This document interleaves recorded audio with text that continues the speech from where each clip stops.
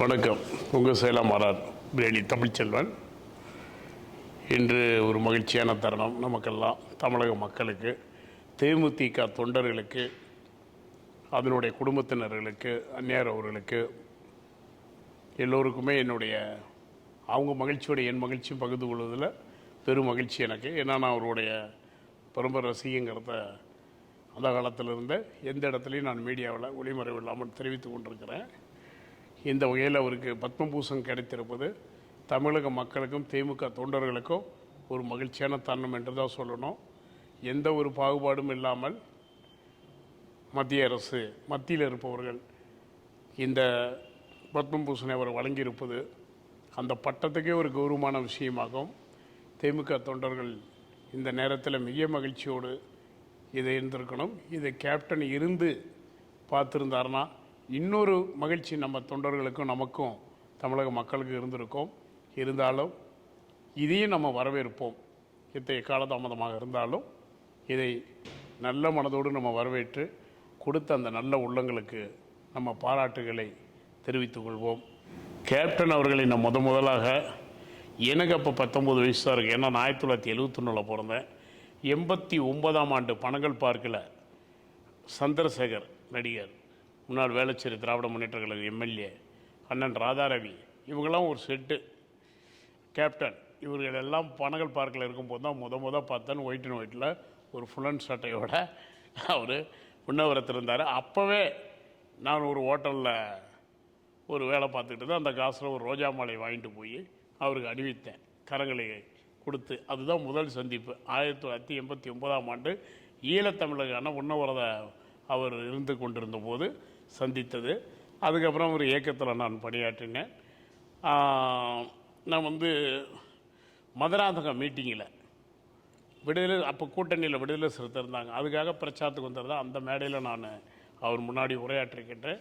தாம்பரத்தை உரையாற்றியிருக்கின்றேன் அவருடைய மீட்டிங்கில். நேர்காணலில் அவர் கூட உரையாற்றிருக்கின்றேன். பெரம்பலூருடைய மாவட்டத்தில் நடந்த பொதுக்குழுவில் நான் பங்கெடுத்திருக்கின்றேன். பல நிகழ்ச்சிகளில் பங்கெடுத்து பரம்பரை ரசிகன் நான். ஏற்கனவே நான் சொன்னேன், கேப்டனுடைய மறைவு தினத்தினன்று தீவுத்திடலில் கூட நான் லைவில் போயிட்டுருக்கும்போது பதிவு பண்ணியிருந்தேன்.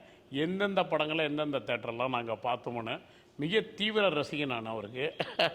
நாங்களாம் ஹோட்டலில் வேலை செய்யும் போது ரஜினி ரசிகர்களுக்கு, ராமராஜ ரசிகர்களுக்கு, கமல் இதில் இருக்க மாட்டார், ராமராஜ் சார் அந்த நேரத்தில் 80களில் 89களில் ஒரு ஃபேமஸான ஆக்டரு.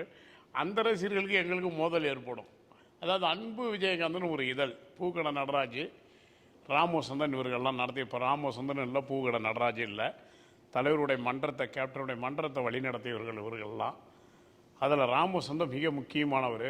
அதுக்கப்புறம் தான் அனங்கை முருகேசு, நம்ம விழுப்புரம் மாவட்ட செயலாளர், இவங்கெல்லாம் மிக ஈடுபாடு கொண்டவங்க. நிறைய பேர் எல்லாருமே ஈடுபாடு கொண்டவங்க. இதில் முதுமையானவங்க இவங்கெல்லாம். அந்த அன்பு விஜயகாந்த் இதில் எப்போ வரும்னு காத்துட்ருப்போம். 10 ரூபாங்கிறது பெரிய பணம் அந்த காலங்களில். சினிமா டிக்கெட்டு 3 ரூபா 4 ரூபா. அன்பு விஜயகாந்த் இதழ்களில் வாங்கி அவருடைய ஃப்ரேம் ஃப்ளோப் வரும். புலன் விசாரணை, இது கேப்டன் பிரபாகரன்து, பொறுத்தது போதுங்கிறது, இதெல்லாம் வாங்கி எங்கள் பெட்டிகளில் நாங்கள் துணிமணி வச்சுக்கோ, ஒரு பெட்டி இருக்கும் ஹோட்டலில், அதில் ஒட்டி வச்சுக்குவோம். அந்த பெட்டி வைக்கிறதுக்கு நேரம் ஒரு செவுறு இருக்கும், எங்கள் பகுதி அது, அதில் ஒட்டி வச்சு இப்படிலாம் அழகு பார்த்து அவர் ஒரு தீவிர ரசிகராக பணியாற்றினோம். ஒரு முறை கமலா தேட்டரில்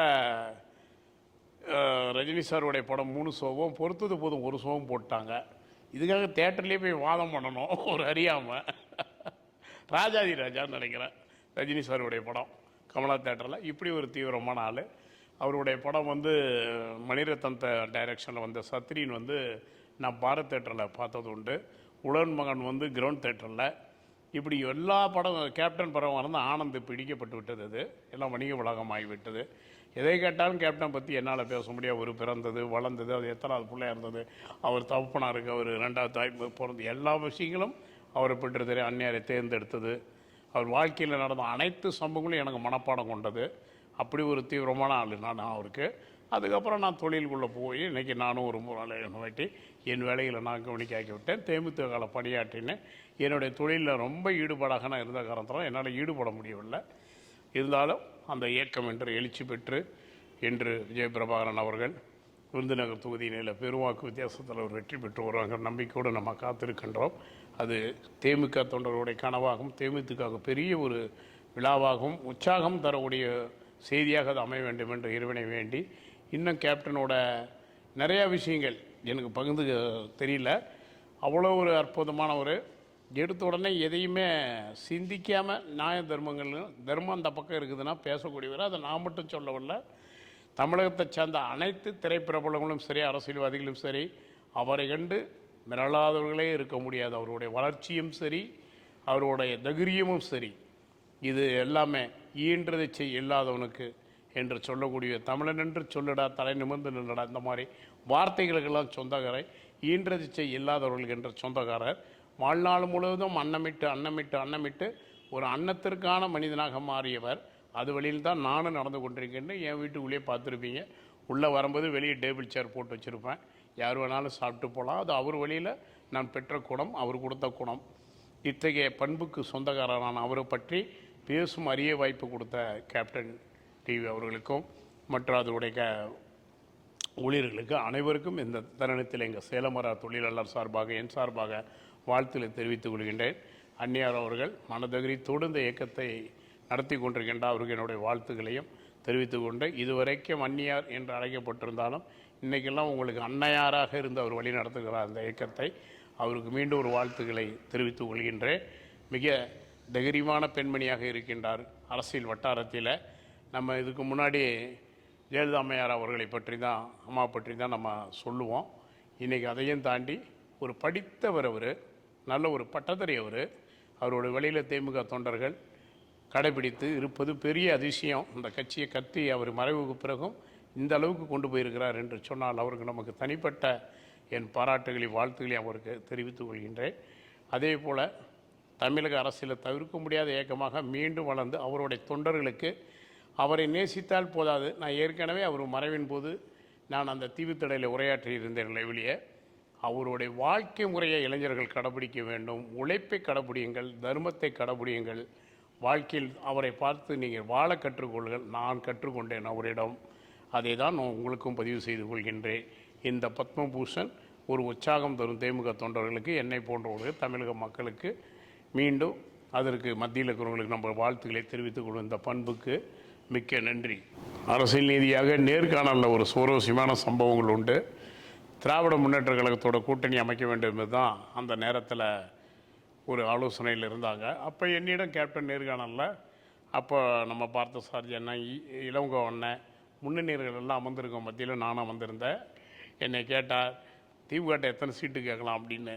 நான் சொன்னேன், இத்தனை ஒரு இலாக்காவை பதிவு பண்ணி நான் இத்தனை சீட்டு கேட்கலான்னு சொன்னேன். அப்போ எதிரில் இருந்த ஒருத்தர், அதெல்லாம் முடியாதுங்க கேப்டன் அப்படின்னாரு. சும்மாரா, உனக்கு அரசியல் தெரியல, ஓங்கி அடிப்போம் பாரு, அவர் தமிழ்ச்சலத்துக்கு அரசியல் தெரியுது அப்படின்னாரு. அப்படி இருக்கும்போது நான் சில கருத்துக்களை தெரிவித்தேன். அவர் சொல்லியிருந்தார், நம்ம திமுக கிட்ட 9 அமைச்சர்களும் துணை முதல்வரும் நம்ம கேட்கலாம் அப்படின்னு என்கிட்ட நேரடியாகவே அவர் சொன்னார், அந்த இதில் இருக்கிறவனு. அப்போ நான் ஒரு கருத்தை தெரிவித்தேன். அப்போ அந்த கருத்துக்கு அவர் சொன்னார், அரசியல் சட்டமன்றத்துக்கு போகாமே இவ்வளோ பேசுகிறாரு தமிழ்ச்செல்வன், சட்டமன்றத்துக்கு போனால் எவ்வளோ பேசுவார் அப்படின்னு அவர் பாராட்டை பெற்றேன். அந்த கருத்துக்கள் நம்ம நேரடியாக சொன்னால் அது இந்த தருணத்தில் நல்லா இருக்காது. அந்த மாதிரி ஒரு கருத்துக்களை அவருக்கு மனதுக்கு பிடித்த மாதிரி நான் எடுத்து உரைத்த அந்த இடத்துல அவர் என்னை வெகுவாக அதில் பாராட்டினார். அது என் வாழ்நாளில் அவர் பாராட்டை பெற்றது என்னால் மறக்க இயலாது.